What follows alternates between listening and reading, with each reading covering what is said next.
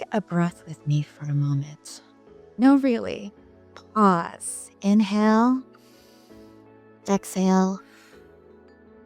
We live in a world obsessed with optimization. Better productivity, better habits, better health, better skin, better sleep.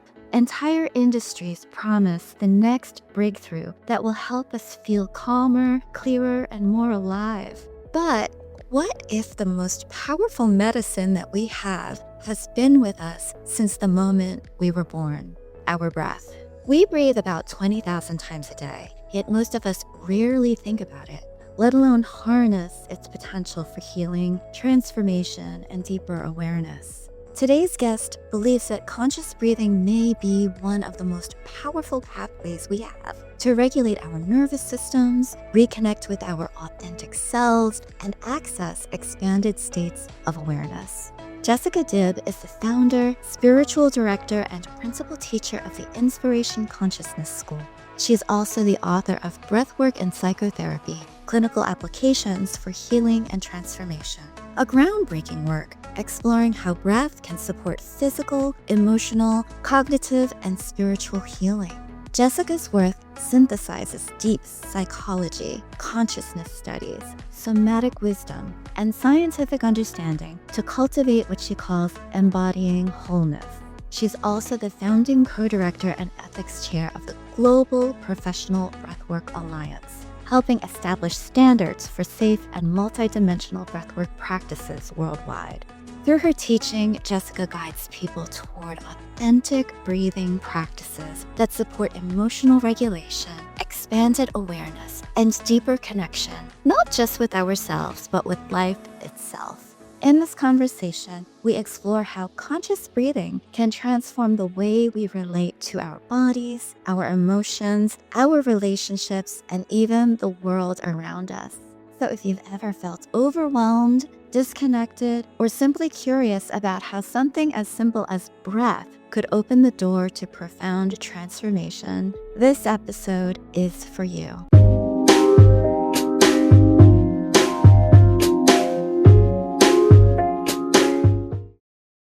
Welcome to the Human Beauty Movement, Jessica. I'm so delighted to have you here. It is really an honor and also a profound joy. Listening to you give that introduction was just like hearing angels sing and symphony orchestra and the beauty of oceans and lakes and rivers and wind moving. I'm just so moved at how much you've taken in about what this can be, conscious breathing, and also what you want to give to the world and your listeners. Really blessed that you see that. I see you, and I'm so grateful for all the work that you've done and that you're sharing this with the audience today. So let's start with breathing. Breathing is something that we all share as human beings. It's so universal, and yet most of us don't realize how truly powerful it is. So I want to hear what first drew you to breathwork and consciousness studies, and how did that path eventually lead you to founding the Inspiration Consciousness School? Thank you for that question. I remember knowing from my earliest memories, I could really sense with my parents as a very, very young girl that all people had this desire to love and to be loved, and ultimately to be love itself in every situation. I could see that. I could just feel it. And I could also sense that there was fear that was holding people back from flowering that gift fully into the world. And whatever gifts and skills they also had that could express that love in ways, whether it was plumbing or being the president of a university, I could sense that there was something more that wanted to come forth. And I remember feeling very like I wanted my vocation to be, how do you get that out of, like, how do you release that in people? How do you give it to the world? How do you dissolve that fear? So the first thing that happened was that when I was 5, my mother took me to see the Royal Danish Ballet under the stars on a summer night. It was an outdoor performance. And it was my first time seeing a ballet, and I thought I had never seen anything so beautiful in my whole life. And I thought, and that's part of the synchronicity of being on here with you today, I thought to myself, beauty, that's what will unlock this potential in everybody. That's what will dissolve the fear. If everybody can be exposed to enough beauty of various kinds, because it's so inspiring and uplifting. And so I decided to be a dancer, and I spent many years being very serious about it. Even moved to New York when I was 12 without my parents to go to a special school for ballet, got to dance with the Royal Ballet from England and the Bolshoi at Lincoln Center. I mean, I loved ballet. Oh, But I did realize by the time that I was 14, 15, that this wasn't going to be a universal medicine. And somewhere in me, I began to know that what I was looking for was a universal medicine that everybody could have access to, regardless of gender, religion, culture, language, race, socioeconomic status. I knew that there was a unifying medicine and nutrient. And so at that point, I was still dancing, but I began to explore many other pathways in politics and literature and arts and science and all kinds of things. And eventually I ended up living in a yoga ashram for 4 years and being very disciplined with practices and meditation. And we did breathing. It's called pranayama in yoga, different breathing exercises. And I was learning that you could create state changes in your body through these, and in your mind and in your heart through these practices. You could, if you were tired, you could energize. If you were energized too much and couldn't fall asleep, you could fall asleep. If you needed to heat up your body, you could do that. If you needed to focus more, you could do that. And then, of course, there were even other kinds of exercises that could help with respiratory distress and asthma and things like that. And so I was learning all of that. And I decided at that point that I wanted to go to medical school because I felt like I wanted to have the credential. I love medicine still to this day. I love medicine. And I decided that if I had the credential, I could start to teach some of these things that I had been learning along the way about beauty and about the body and about breathing and about yoga and about all of these different things. And there came to be a point where I was very concerned because I knew that, first of all, medicine as it's practiced allopathically often overrides some of the symptoms that people's bodies are saying to give us information about how we can do healing on a deeper level. And so I knew that there would be times that I would have to give somebody a medicine in order to pass, in order to continue on my journey, when I would know that perhaps something else would actually, dietary changes or nutrients or breathing techniques or other meditation or other things would be good for them. So I was feeling a little bit of a challenge about that. And then I'd had a beautiful son at that point at a young age. And I just knew that was also very important. And how could I spend all these long hours? But I did want to be a doctor. Nevertheless, I was in an inner journey, an inner inquiry about it. And at some point, I went to get help. I went to get help at a holistic healing clinic. And a beautiful psychologist who knew about breath work said, well, I'm going to have you do something called breathing awareness therapy, which in the book I now describe this whole plethora of breathing practices that I call group 5 breath work that are about human potential and deeper inquiry and expanded states of consciousness. And on my very first session, I remember opening my eyes. Now, I'd been doing breathing practices already for 5 years. But I remember opening my eyes and thinking, why isn't the whole world doing this? Because my entire orientation towards life changed, and I could see colors brighter, and I could see almost like see the atoms moving in the air, and I could feel my essential unity with things. And so then I was doing breath work and with him. And at one point, the medical school thing I was in my senior year of pre-med studies, and it became very urgent. What am I going to do? And so I went into retreat, and I was sort of meditating and breathing. What should I do? And I had this epiphany, like you've described to me, that you had a spiritual awakening. I had another sort of like almost a second or third awakening, kind of an epiphany where I just knew I could hear there was like guidance inside that was saying, you're not going to go to medical school. There's something else for you. And I kind of entered what some people might call an altered state, but for me, it was just a very awake state. And 2 days later, I'm in this awake state, knowing I'm not going to go to medical school, but I don't know what the thing is yet. And the man who had been, the psychologist who had been guiding me in my inner healing and transformation said, I have been looking for someone for 2 years to train, to apprentice, to do this deep inner work with breath work, and I think it might be you. And at that moment, everything just cleared. And so I entered this deep apprenticeship with this man for a couple of years, having the beauty of all of his training in psychology and psychotherapy, as well as his spiritual understanding of things and his knowing how to do breath work. And I think it was just invaluable. And so that's how I kind of came upon it. And the more that I practiced it, the more I began to realize that it literally is a unifying modality. It unifies our somatic, emotional, cognitive, and spiritual capacities, and it unifies us with everything on the planet because everything is breathing and or it's part of the oxygen cycle. Even the water that has oxygen in it, photosynthesis that happens, everything is a part of the oxygen cycle. So I began to realize that here's this powerfully unifying medicine, which we can certainly talk about the ways that it unifies more. And I just feel inspired to really help people feel the medicine chest that they have, right in the treasure chest that they have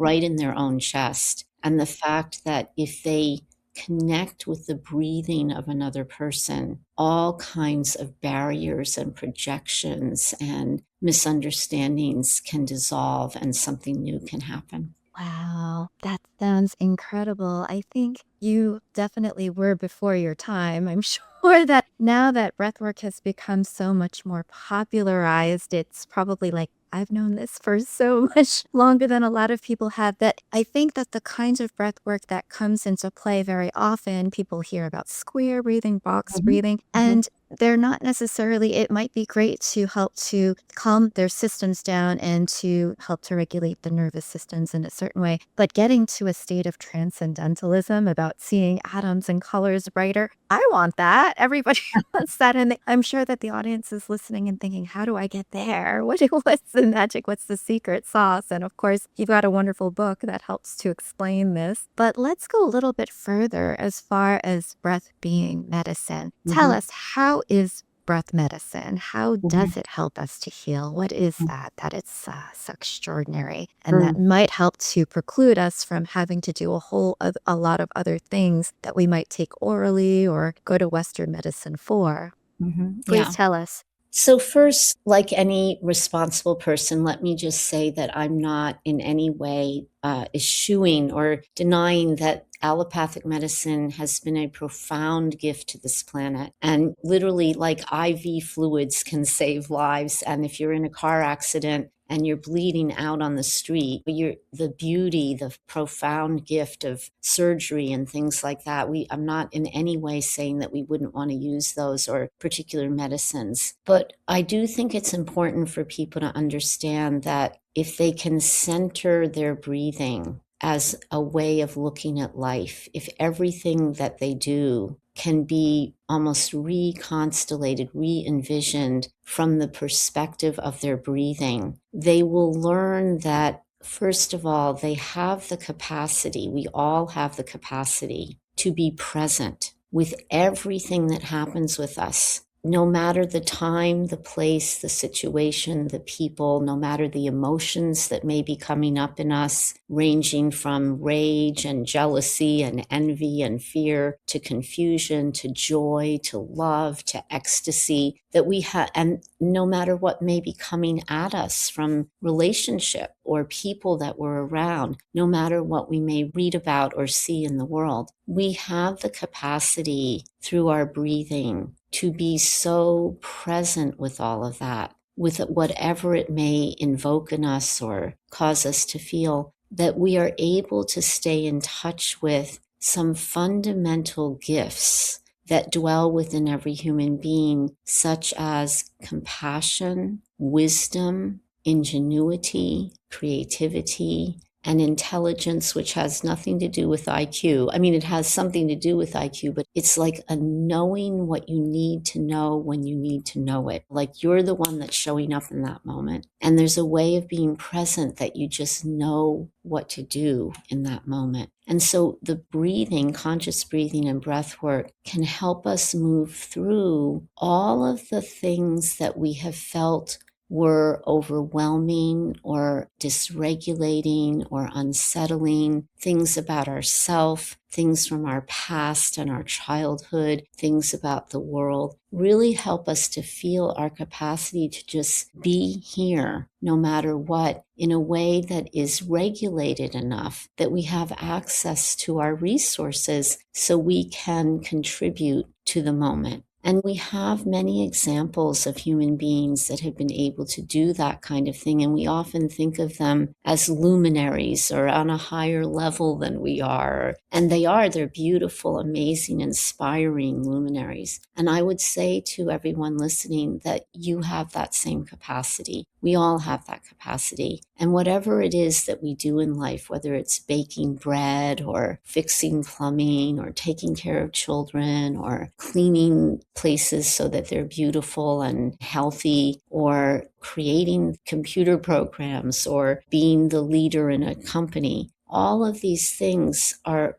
vectors and avenues and pathways for contributing this kind of presence and love. So what I would say, having said all of that, is there is no faster way to become present than to take a conscious breath. One conscious breath, and you may still feel at that moment the anxiety or the worry or the fear or the whatever, the projecting out in the future that you're doing. And as soon as you consciously breathe, several things begin to happen. First of all, you become more embodied. You're feeling and sensing your breath. So now you're not as dissociated. The more breaths you take, obviously, the more this is going to happen. But it begins with one breath. You start to feel embodied. You start to have more access to your somatic wisdom, your somatic information and energy that's there. You also, your brain is now opening up into a place of global, meaning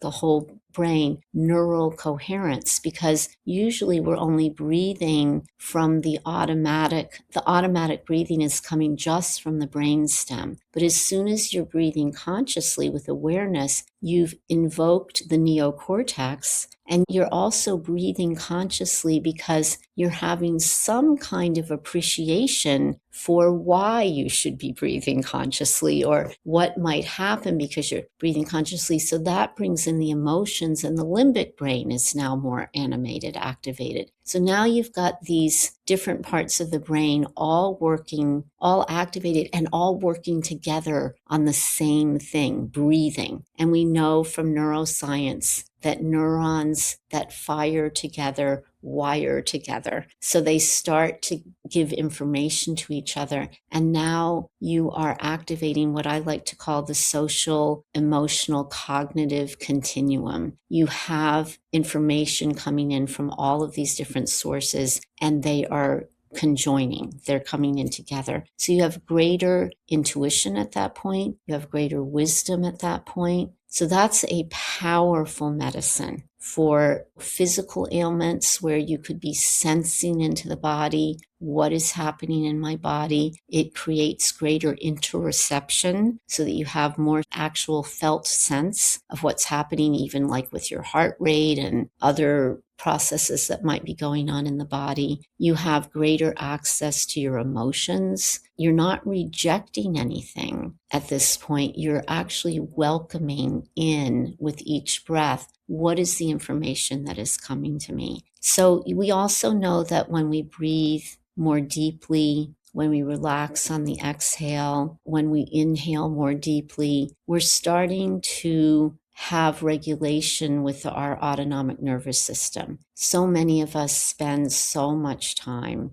in sympathetic dominance, which the sympathetic nervous system is wonderful. It's what you need to do to make things happen, to do things. And certainly if there's an emergency, you want to be able to rise to the occasion. But in our culture, as so many people have written about, it's so known, we are just overrun with cortisol. There's such a high anxiety level because of constant digital information, because of awareness of global events, of what's happening in this place or that place that's violence or environmental catastrophes or poverty, need that isn't being met, and then just all this information coming at us all the time. So we're kind of in a state that we used to only be in when something would happen, but now it's like we're in it all the time. So when we do conscious breathing, we start to upregulate the parasympathetic part of the autonomic nervous system, which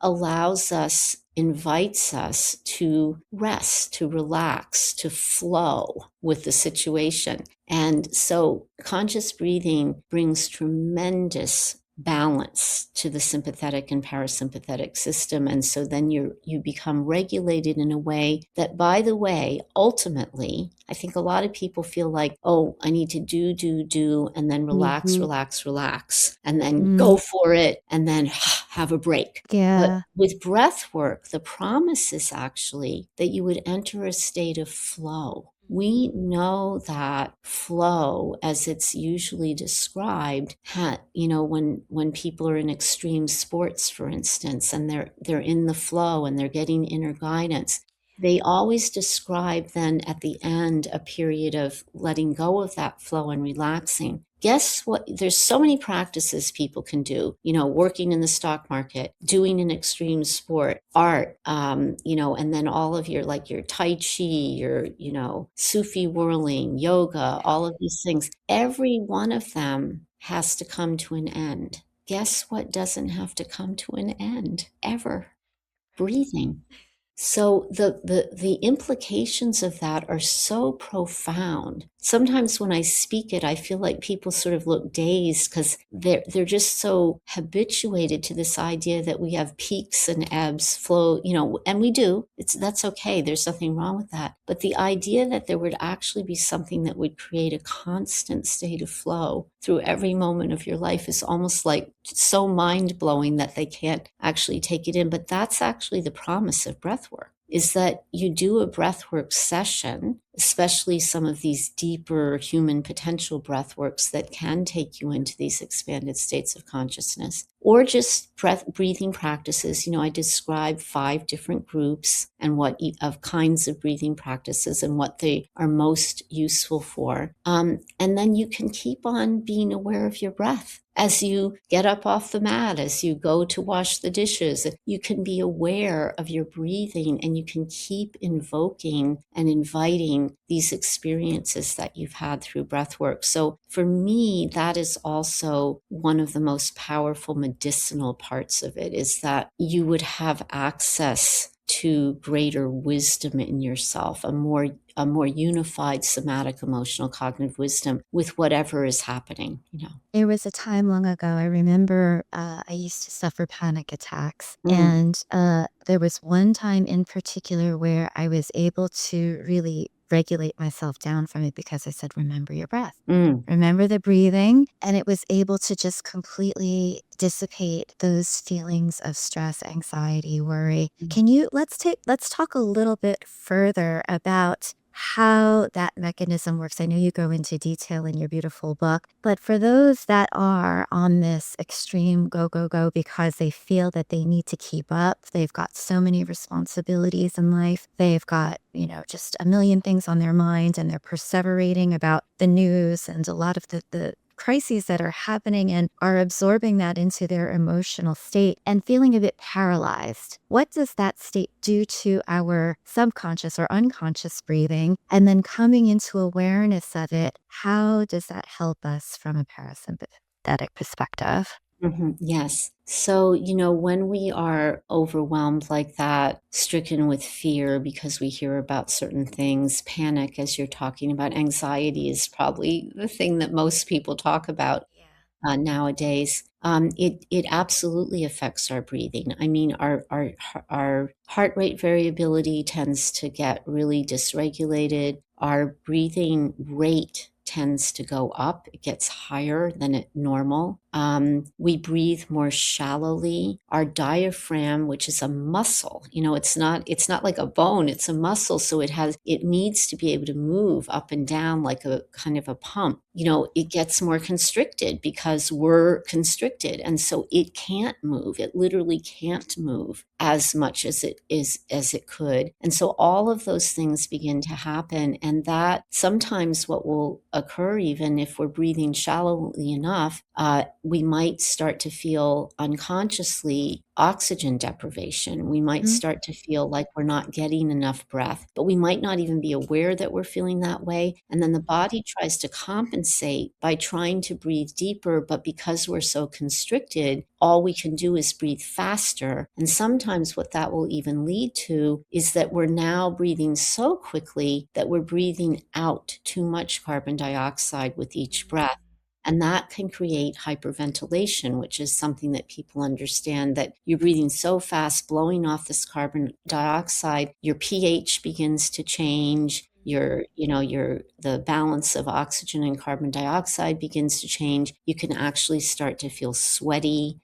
Your heart can start to palpate a little bit. You can even get what's called tetany, which is that your muscles are having the pH is changing and calcium's being removed from them, that your face might start to feel very stiff or almost like it's hard to open or smile or do anything. And your hands might even feel like they're kind of curling up, or your It's like your toes. whole body wants to brace itself against impact. So you're Yes. tightening everything. Yeah. Everything. And so, these are I was kind of describing a kind of a continuum of what happens when we're at the mercy of the fear and we're not able to center our breathing as what's really, like I'm here right now, even if all of this other stuff is happening. I'm here. And even if that stuff were happening to me, and God knows, I want to be really careful to say this to everybody. I'm not saying like a panacea, like if the United States, for instance, since we're doing this podcast in the United States, we're suddenly having violence or war. I'm not saying it would be easy for any of us if we suddenly found ourselves eating out of a rusty tin can, or we were faced with potentially losing our lives. But what I am saying is that every moment is precious. And there actually is a way to live where even if we were facing something really horrible, we could feel the beauty of ourselves in this moment, and we would be able to appreciate that we have it. That we're not in this moment gone. We are here and something's happening. And we know that we've heard so many inspiring stories of people in these very challenging situations who seem to be able to rise in a certain way and just cut through all of that and still have something powerfully beautiful happen to them, either internally or even with the people they're relating to. And I, again, just want to say to everybody that power dwells within each one of us. And I do feel that if we can connect with and befriend and cultivate the connection with our breathing, that capacity is there for any of us. Every person, Meister Eckhart said years ago, back in the whatever century it was, he said, every creature is a story of God.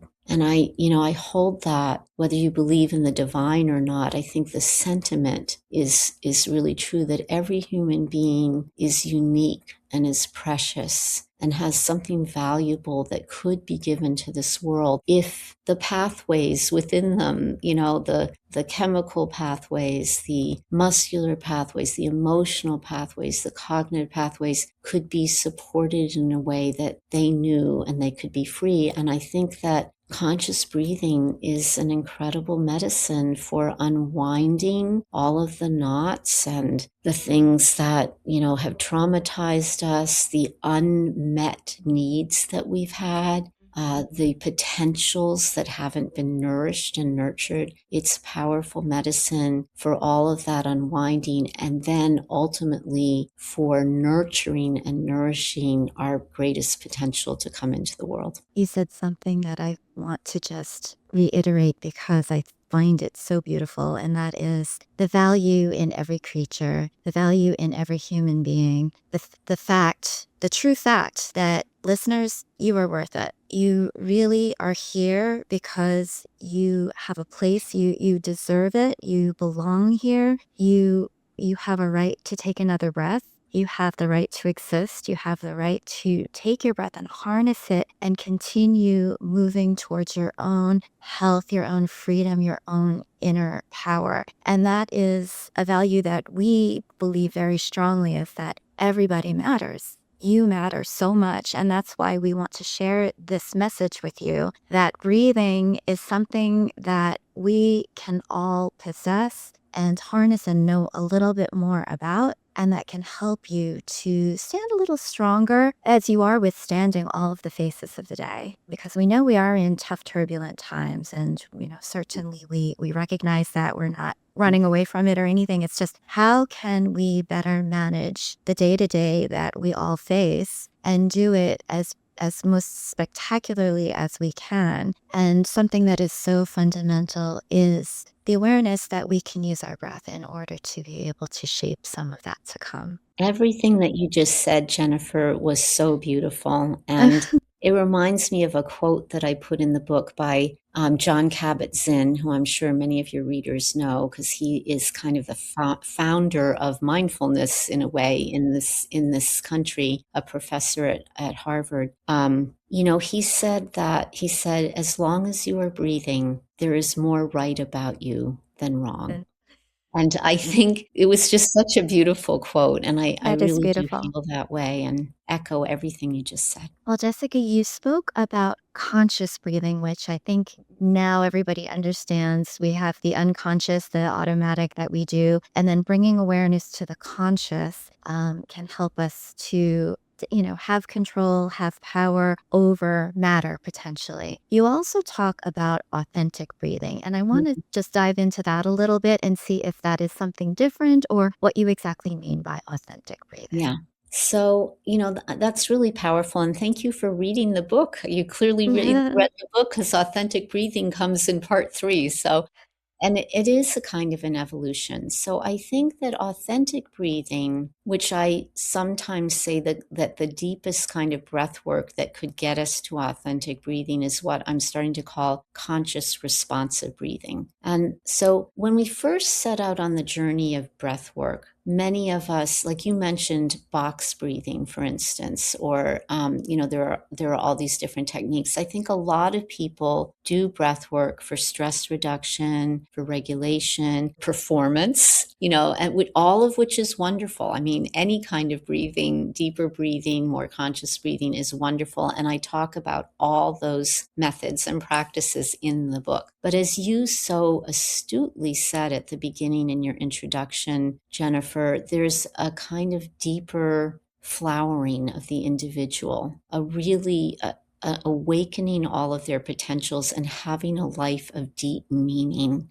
And then I would say love, having that ultimate feeling of love that helps you transform the world. That's a game changer. It's a force multiplier. It's an amplifying force. So I think there's kind of a journey to get to authentic breathing. We can become aware of how we are breathing right now, and whether that's a panic state or a relaxed state, or even there could be somebody that's even so down regulated with depression that they're not breathing in panic, but they're under breathing. They're literally barely breathing. So you can become aware of your breathing on that spectrum. And in a way, that's the beginning, without judging it, like just befriending it, like, oh, this is how I'm breathing right now. And in a way, that is the beginning of the journey to authentic breathing. However, real authentic breathing is also the reflection of you without sort of the defenses, the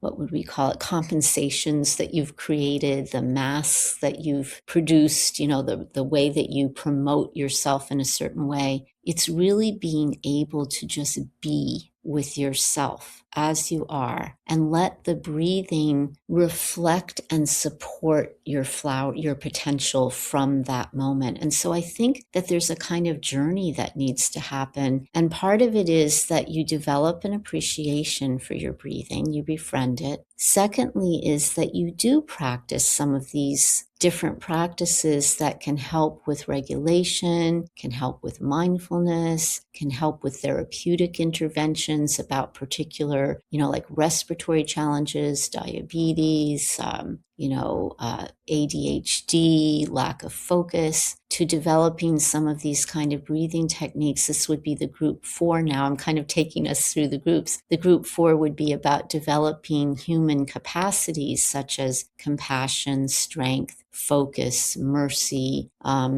understanding, beauty, joy. There are actually breathing practices that will help you somatically feel those things. And then ultimately, the group 5 breath work is about doing the deep inner work of really meeting yourself without judgment, with appreciation and understanding that everything that's happening within you, the sensations of your body, even like your knee is in pain, or a back thing that you might have, an illness that takes place, every emotion that you have, every thought, every image, everything, you learn not to reject it. You don't act out on it. You don't want to, just because you feel angry at somebody, you don't want to take out that anger on them, but you don't reject yourself for feeling the anger. And you learn to breathe with it and metabolize it and alchemize it so that you are understanding what's the deeper motivation here. What is the deeper information that is coming to me? What's the deeper guidance about what I can do or should do? You respond to pain that you have had that might be stored in your cells, the muscles of your body, trauma that you've had. And as you do that deep inner work with the breathing, and I really want to say that because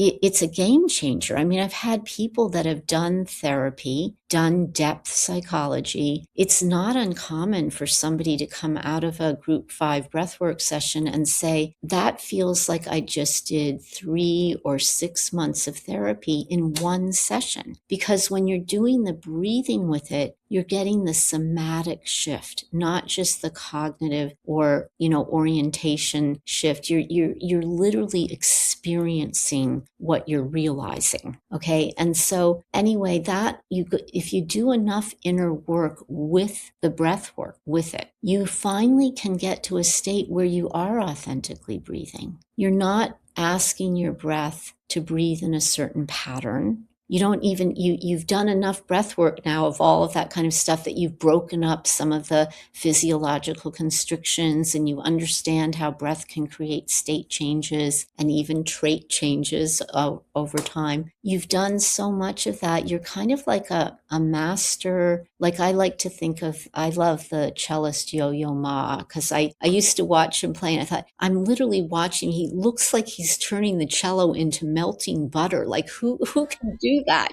But when somebody becomes connected enough to something and disciplined or discipled enough to it, it's almost like they can paint outside the lines now. They can be creative. And so I think that begins to happen for a human being with their breathing and the non-rejection of these different aspects of themselves, that they can get to a place where their breathing is freed up enough that it responds to what they need in any given moment, what their body needs, what their emotions and heart need, what their awareness needs, what their thoughts need, what their spirit needs.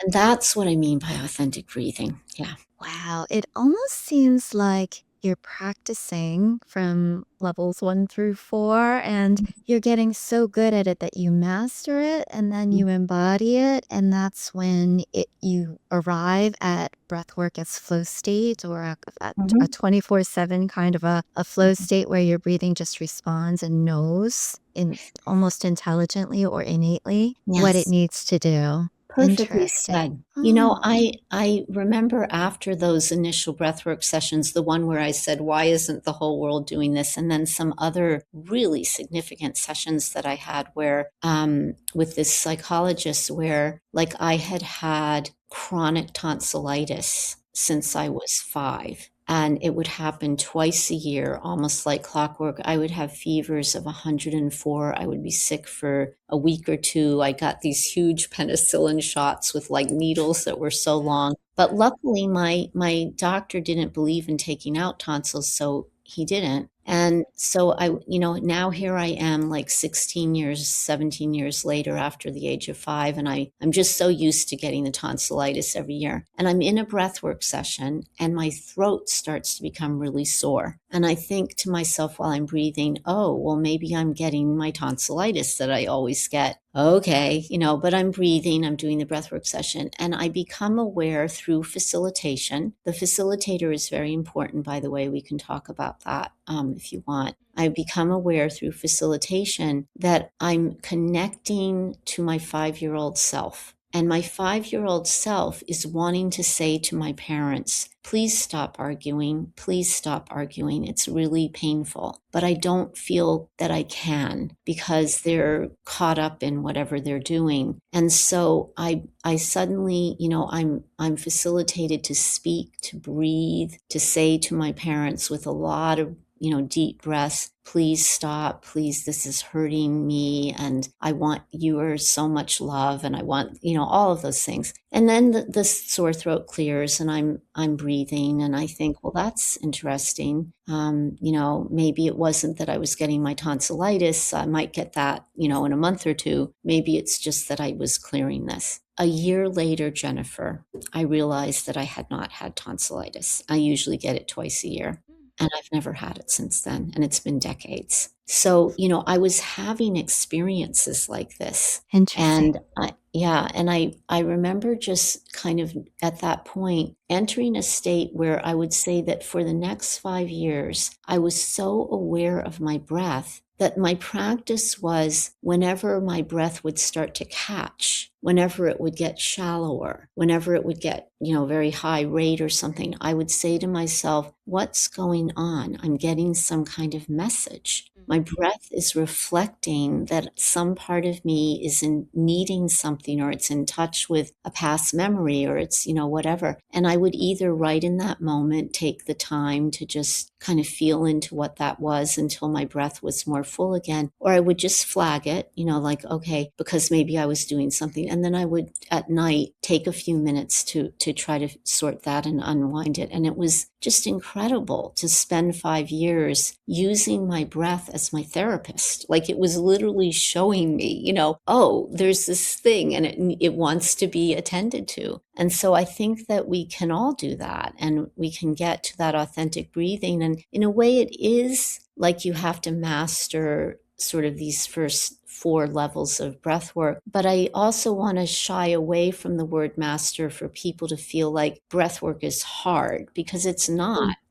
especially if we shift our orientation from "I need to take a deep breath" to "let me be aware that I'm being breathed already." And then it's much more relaxing. It's like we've been being breathed by creation since we were born. We don't have to put any conscious effort towards breathing. It just happens. So if I can be aware that I'm being breathed, then I can receive my breath instead of taking a breath. And then I can receive it deeper, and I can breathe deeper, and I can be breathed deeper. And so I don't want people to think it has to be hard. It's not like that. It's like opening up to this, this profound nurturing, really, this profound nourishment. I love the shift from taking to receiving. Mhm. I don't It's a know if real anybody difference. really thinks about that as far as Yeah, breath goes, it receiving a breath. really makes a difference. And recognizing it's a gift, It right? is a That you gift. receive.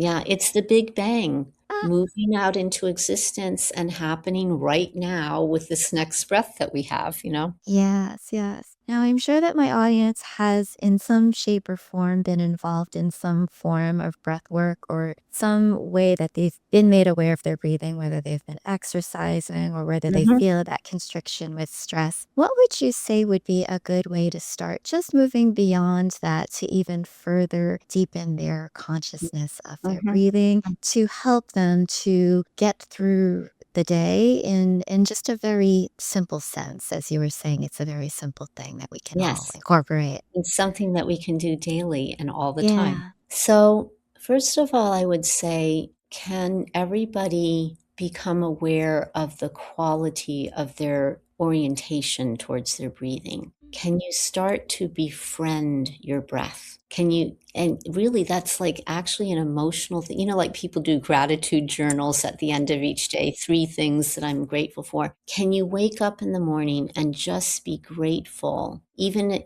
even I think about when people in the early days of the pandemic and there were people in hospitals, and how every breath, it brings tears to my eyes even still, how every breath was valued. They were just like, can I get one more breath, one more breath? I think we started to become aware then, that was part of the awakening into breath work, of Hmm. how precious each breath is. So don't wait to be sick, but, or Yeah. if you are sick, then okay, that do it then too. But even if we're not sick, how about waking up and just being aware of like, wow, this one breath and this one breath, and to befriend it. Don't feel judging of it if it's not deep or if it's not smooth or if it's not harmonious. Just appreciate it. So I would say first is to befriend it. Secondly, can you actually experience each day for a few minutes? I'm being breathed. I get to decide to scroll through my phone for hours and hours. I get to decide, to like eat this thing or go to this place. I get to decide. I'm using all this energy for that. And without even having to use any of my energy, I'm being breathed. Hmm. Wow. Yeah. Okay. So now, can I join with that? Can I join with the being breathed to let myself be breathed deeper? And I would say that if people could spend 7 minutes a day, and with all the other things we do, I know it's possible to create 7 minutes. Just doing that, befriending, focusing on being breathed, and then letting ourselves be breathed a little deeper.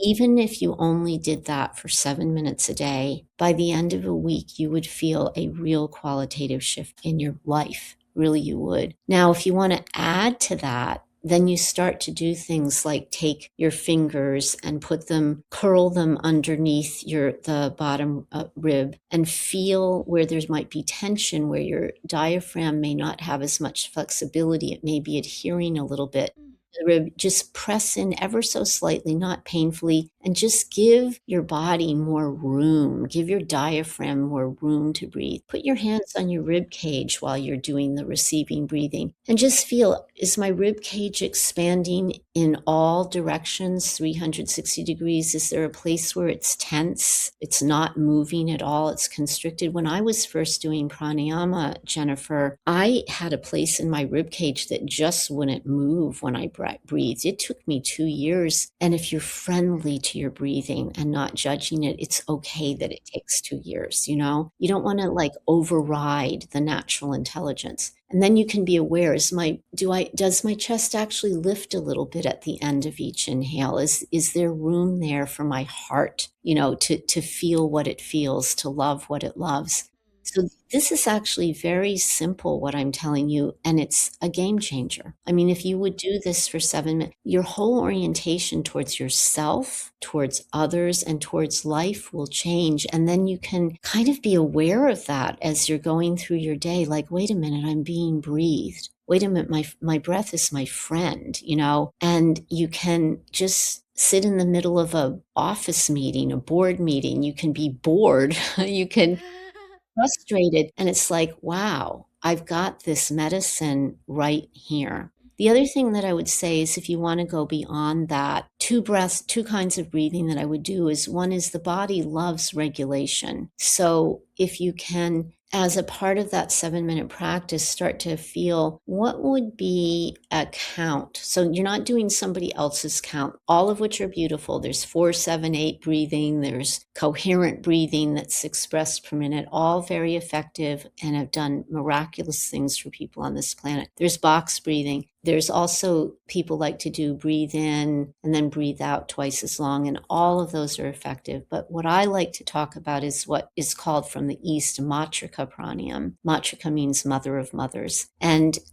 it's a breathing where you find a rate that you can breathe inhaling and exhaling at the same amount of counts. Might be 3, might be 10, might be 7, might be whatever, that works for you, that you can do right now. You don't have to try to become some other breathing, and just do that for a few minutes. Like, okay, maybe you breathed in 4, but you can't breathe out 4. So you have to shorten the inhale. You find what can work for you in that particular day and do that for a few minutes. That will be very helpful at regulating your autonomic nervous system and calming you down considerably. And then the other thing is, if you are having anxiety, this one technique was studied at Stanford and showed to be better than box breathing or cyclical hyperventilation for down-regulating anxiety and for up-regulating mood. And it's really simple. You breathe through your nose if possible. Some people I know might not be able to do that right now.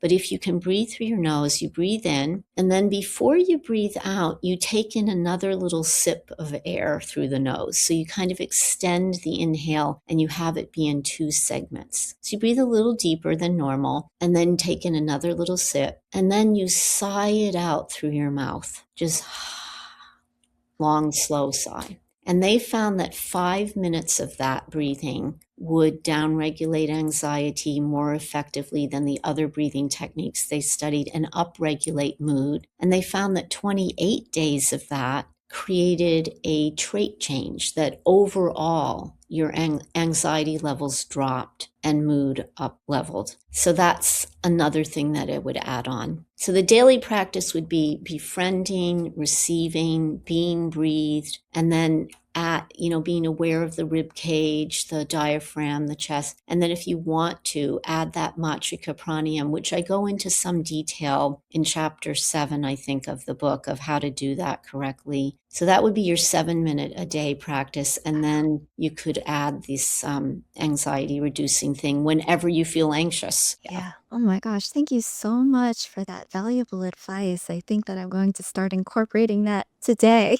as soon as I Yay. can. That's Yay. amazing. And I do, it seems like something that anybody can do. And that's so beautiful about Anyway. these kinds of things. They're so accessible. They're so powerful. And the simplicity is the beauty of it, that we can just incorporate it and it just becomes part of the way that you are, part of your ritual of well-being for you. I love Well that. said. Yeah. When I was looking for that universal medicine, and I also I thought to myself, well, even people on respirators can do this. That I was really looking for a universal medicine, and they might not be able to count and to do the kinds where you have to do it a certain way, but they can do what I just described to you. They can do a lot of that. They can feel the receiving, they can befriend their breath, they can count the inhale and the exhale. And Mhm. yeah, breathing is a universal medicine. It's extraordinary.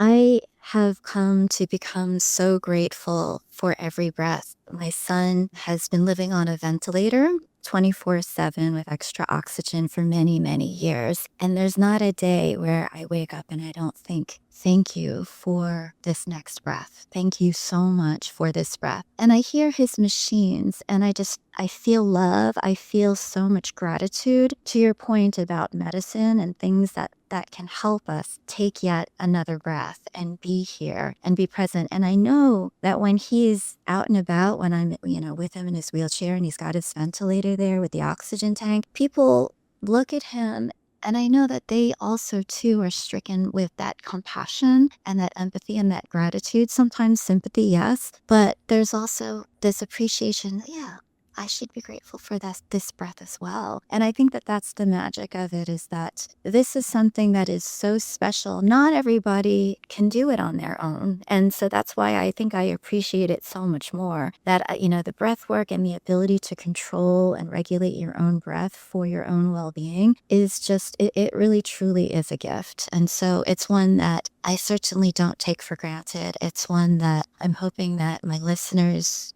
come to value, that, they are so extraordinary because of their ability to have a breath. So just wanted to share that. Jennifer, I just felt so profoundly blessed for you to share all of that with us. And I think it's so synchronistic that I just happened to speak up about respirators and how I used to contemplate that, because I did work in a hospital for a few years when I was thinking of becoming a doctor, in the nursing field. And so I am just so profoundly moved about the story about your son and what you must have given to him, what you must be giving to him, and how lucky he is to have you as a mother. I have worked with people on respirators, people who are paralyzed, who have had spinal cord injuries, who are on ventilators for different reasons. And I too feel the music, feel the beauty of the sound of the machine. I don't find it irritating at all. I find like when I hear it, I feel like it's the love of so many people that went into creating this thing that can help your son and you be able to share love every day. And,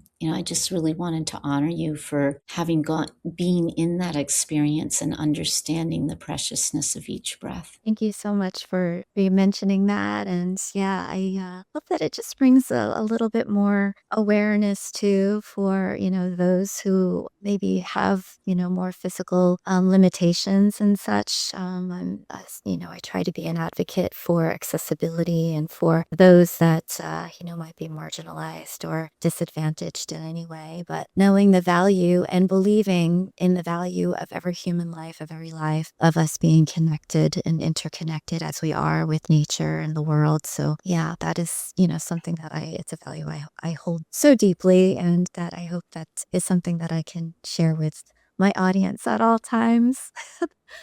Well, you're doing a very good job, and I just want to say that it reminds me that at the end of the book, the last chapter is the Universal Breathing Declaration, which is something that came through to me when I was doing some breath work in the middle of the night, when we had experienced all the forest fires that broke out in Australia and Europe and the United States that were just smothering animals and people. And then we had COVID, and so people were feeling the preciousness of each breath. And then George Floyd saying, "I can't breathe," which really represented countless people throughout time that have been in that experience of marginalization and having their breath in some way inhibited or stopped. And this Universal Breathing Declaration came through, which is a statement of the right for every human being to be able to breathe safely and well.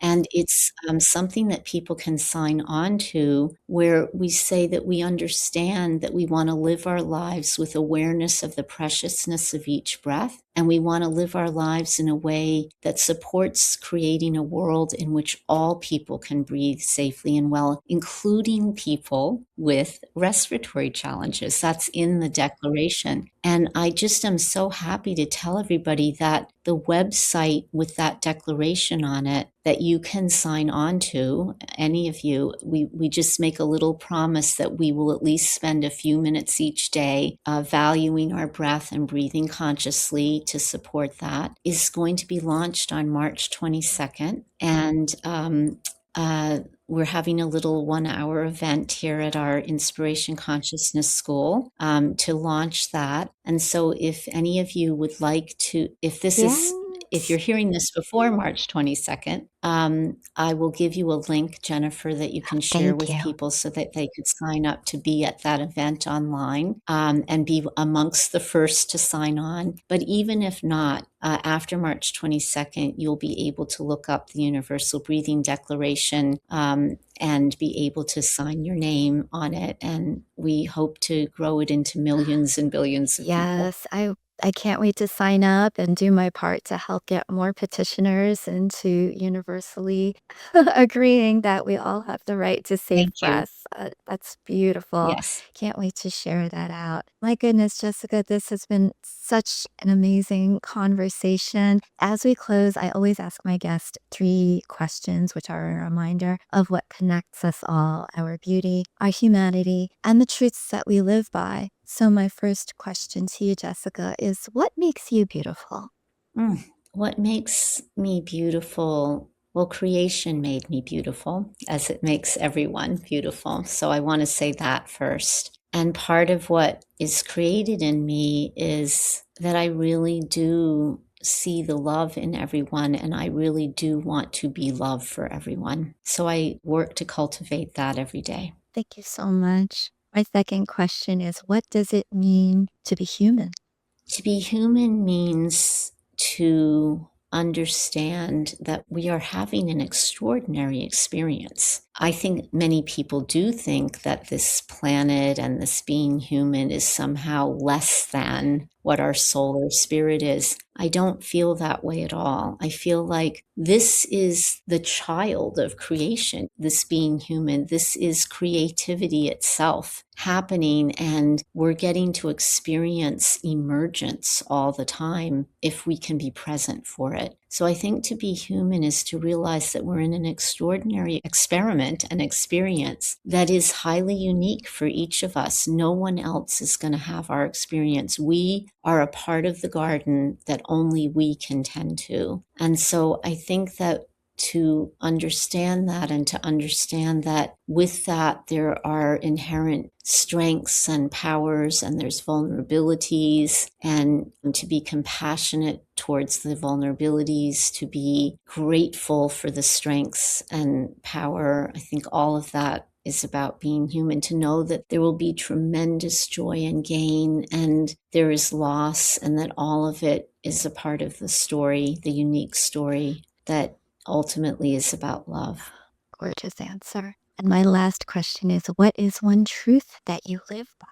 Well, I think that the same thing that made me beautiful and makes me beautiful is the truth that I live by, that I know that every human being, every creature, every bit of this planet, every atom and molecule of water and earth and, all of it has value. And I would like the truth that I live by is that I have each moment, I have each breath to decide to be present to the love that can be awakened in everything. And so may I do that. May I do that. That's my prayer. Gorgeous, Jessica. Thank you so very much for sharing your wisdom with everybody today and for reminding us that healing, presence, connection, all of it might just be one breath away. Mm-hmm. And to everyone listening, once again, let's take a moment. We'll inhale and exhale. You're alive, you're here, and that breath may be the beginning of everything. I'm Jennifer Norman, and this is the Human Beauty Movement. Thank you so much for being here. Until the next episode.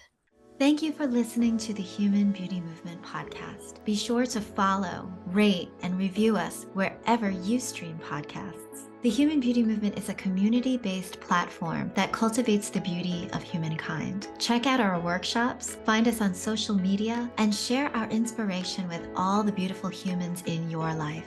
Learn more at thehumanbeautymovement.com. Thank you so much for being a beautiful human.